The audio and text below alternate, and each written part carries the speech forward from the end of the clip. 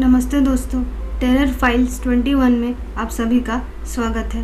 तो बढ़ते हैं आज की कहानी की ओर। शालिनी अपने दोस्तों के साथ मिलकर कैंपिंग करने के लिए नोएडा के पास एक छोटे से शहर में गए हुए थे। शालिनी के साथ उसके 4 दोस्त भी थे, जिनमें काजल, प्रिया, गोविंद और करण थे। शाम तक वो सब घूमे फिरे, पर रात होते होते जब वो लोग घर वापस जा रहे थे तब बहुत तेज़ बारिश होने लगी और रुकने का नाम ही नहीं ले रही थी। आसपास कोई भी होटल उन्हें नहीं मिल रहा था जहाँ पर वो लोग स्टे कर सके। ऊपर से बिजली भी बहुत ज़ोर ज़ोर से कड़क रही थी। गोविंद ने कहा, इस तरह अगर हम बाहर ही खड़े रहे तो पक्का बिजली हम पर गिरेगी। हमें कोई ना कोई ठिकाना ढूंढना ही पड़ेगा। तभी प्रिया की नज़र एक पुराने से घर की तरफ गई। वो देखो, एक घर जैसा कुछ दिख रहा है। शालिनी ने कहा, चलो फटाफट चलते हैं उस घर की तरफ, क्योंकि हमें बारिश से भी तो बचना है ना। सभी दोस्त उस घर के पास पहुंच जाते हैं, जो कि काफ़ी पुराना लग रहा था।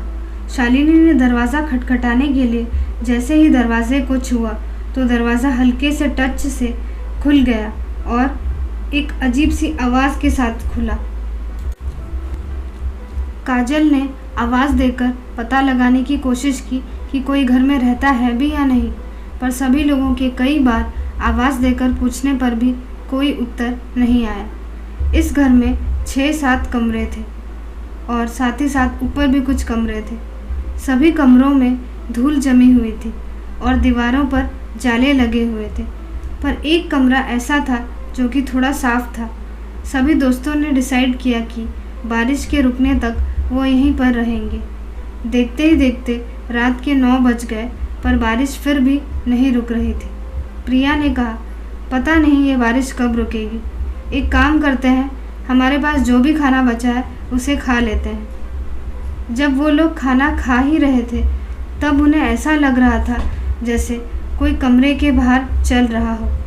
गोविंद ने कहा, मैं जाकर चेक करता हूँ। उसने सभी जगह चेक किया, पर उसे कुछ भी नहीं मिला, कोई भी नहीं दिखा।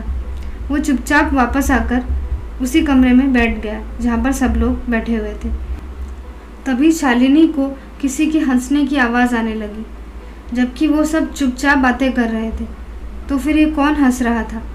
शालिनी ने बगल के कमरे में जाकर चेक करने का सोचा और साथ में काजल को भी बुलाया, पर काजल ने जाने से मना कर दिया। शालिनी अकेले ही हिम्मत करके उस कमरे में चली गई। वहाँ पर काफ़ी ज़्यादा अंधेरा था। वो फ्लैश लाइट ऑन करके देखने लगी। तभी उसे रूम के कोने में कोई बैठी दिखाई दी। उसे देखकर शालिनी एकदम डर गई और हड़बड़ाहट में उसके हाथ से फ़ोन छूटकर नीचे गिर गया। जब उसने वापस फ़ोन उठाकर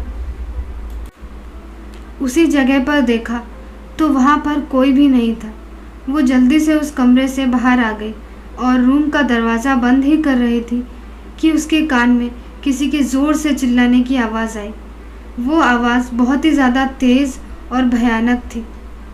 उसे सुनकर वो एकदम से डर गई और डर के मारे चिल्लाने लगी। उसकी आवाज़ सुनकर सभी दोस्त वहाँ पर पहुँचे और उसे शांत होने के लिए कहने लगे। शालिनी ने डरते हुए हिम्मत करके उन सभी को पूरी बात बताई। ये सब सुनने के बाद गोविंद ने बोला कि हमें यहाँ से चले जाना चाहिए, ये जगह मुझे कुछ ठीक नहीं लग रहा है। उन सभी ने वहाँ से चले जाने में ही अपनी भलाई समझी और तब तक बारिश भी काफ़ी ज़्यादा कम हो चुकी थी। वहाँ से जाते समय करण ने पीछे मुड़कर उस घर की तरफ देखा तो वहाँ पर ऊपर वाले कमरे से कोई भयानक सा दिखने वाला इंसान उन्हीं की तरफ देख रहा था। इस घटना के बाद से उन लोगों ने कभी भी उस जगह में वापस आने की हिम्मत नहीं की। अगर आप ऐसी और भी ज़्यादा डरावनी कहानियाँ सुनना चाहते हैं तो चैनल को सब्सक्राइब करना ना भूलें और साथ ही साथ लाइक और कमेंट भी कर दें।